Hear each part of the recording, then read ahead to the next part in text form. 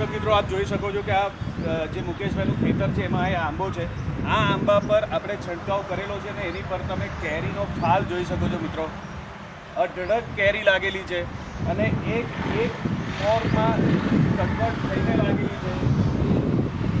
આપ જોઈ શકો છો એનો ફાલ, એની શાઇનિંગ, એની ક્વોલિટી, એની સાઇઝ.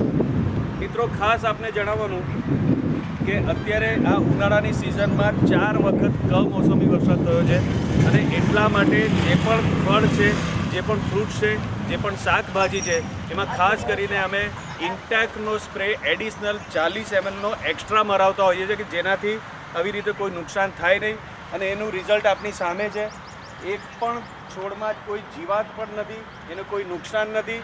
એની એ જ કન્ડિશનમાં અને ઉપરથી ગ્રોથ સાથે એ ગ્રો થઈ રહ્યા છે મિત્રો.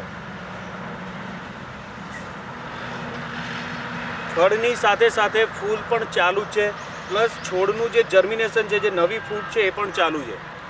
તો વેધરની કોઈ સાઈડ ઇફેક્ટ નહીં આવે એના માટે અમે એડિશનલ ઇન્ટેકનો 40 ml 15 લિટરના પંપમાં એક્સ્ટ્રા સ્પ્રે કરાવીએ છીએ. Thank you.